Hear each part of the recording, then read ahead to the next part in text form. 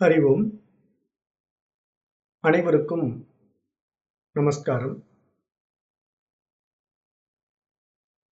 தற்போது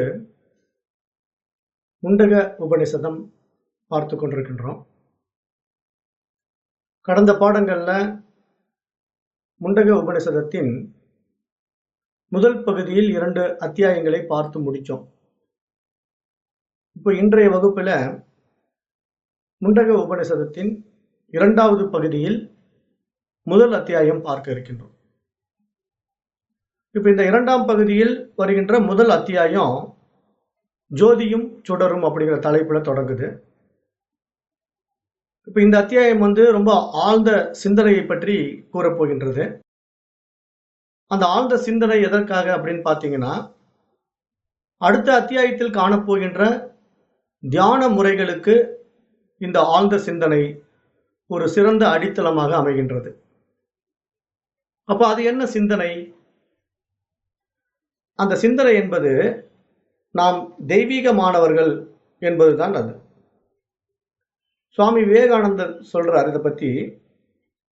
பொதுவாக நாம் எப்படி தெய்வீகமானவர்கள் அப்படின்னு பார்த்தா, விதி என்று எதுவும் கிடையாது. நமது வாழ்க்கை நமது முன்வினை பயனின் நமது கர்மத்தின் விளைவு, அவ்வளவுதான். இவ்வாறு நாமே நமது கர்மத்தை உருவாக்கி இருக்கிறோம் என்றால் அதை அழிக்கவும் நம்மால் முடியும் என்பது உண்மைதானே. அது எப்படி? வண்ணத்துப் பூச்சி தன் உடலிலிருந்து சுரக்கின்ற பொருளால் தன்னை சுற்றி தானே ஒரு கூடு அமைத்துக் கொண்டு அதில் தானே சிறைப்பட்டு கொண்டு அதற்குள்ளேயே கிடந்தவாறு அது அழலாம், கதறலாம். ஆனால் அதன் உதவிக்கு யாரும் வரமாட்டார்கள்.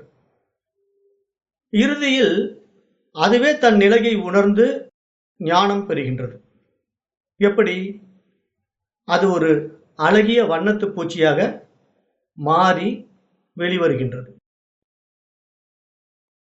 அப்ப இங்க என்ன புரிந்து கொள்ளணும்னா, இந்த படைப்பின் சாராம்சத்தை நம்ம பார்க்கும்போது, இப்போ இருப்பதெல்லாம் இறைவனே அப்படின்னு இந்த உபனிஷத் சொல்லும் போது, அப்ப நமக்கு இங்க விதி என்று ஒன்றும் கிடையாது. எல்லாம் அந்த இறை அம்சம், அந்த இறை அம்சத்தின்படி எல்லாம் செயல்பட்டு கொண்டிருக்கின்றன. அப்ப நமது வாழ்க்கை நம்முடைய முன்வினை பயனின்படிதான் நடக்கின்றது என்றால், அது நம்முடைய கர்மத்தின் விளைவு என்றால், அந்த கர்மத்தை நாம் தான் உருவாக்கி இருக்கிறோம் என்றால், அந்த கர்மத்தை நம்மால் அழிக்கவும் முடியும் என்கிறார் சுவாமி விவேகானந்தர். இப்ப இதெல்லாம் நான் கடந்த பாடத்துல உங்களுக்கு சுட்டி காட்டினேன். எப்படி சுட்டி காட்டினேன்? இப்ப நமக்கு 3 கர்மாக்கள் இருக்குன்னு பார்த்தோம். சஞ்சிதம், ஆகாமியம், பிராரப்தம். இப்ப நாம் இந்த பிறவில எப்படி பிறக்கணும், என்ன மாதிரி வாழணும் அப்படிங்கிற பிராரப்த கர்மாவை எடுத்துக்கிட்டு நம்ம இங்க வந்திருக்கிறோம். அப்படி நம்ம வாழ்ந்து கொண்டிருக்கின்ற இந்த வாழ்க்கை நமக்கு ஏற்கனவே நிர்ணயிக்கப்பட்ட பிராரப்த கர்மாவின் படி நடந்து கொண்டிருந்தாலும் கூட, நம்மிடத்துல இன்னொரு கர்மா கொடுக்கப்பட்டிருக்கின்றது. அதுதான் ஆகாமிய கர்மா. இப்ப இந்த ஆகாமிய கர்மாவிலேயே நாம பார்த்து எது நல்லது எது கெட்டது அப்படின்னு பகுத்தறிந்து அதை நன்மையை நோக்கி நம்ம நகரலாம், தீயவைகளை நம்ம ஒதுக்கி விடலாம். ஏன்னா நமக்கு அந்த பகுத்தறிவு நம்மிடத்திலேயே கொடுக்கப்பட்டிருக்கின்றது.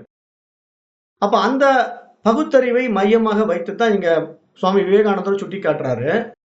அந்த கர்மா, பழைய கர்மா, நாம கொண்டு வந்த கர்மா நாம் தான் உருவாக்கி இருக்கிறோம் என்றால் அதை அழிக்கவும் நம்மால் முடியும் என்பது உண்மைதானேன்னு ஒரு கேள்வி கேட்கிறார்.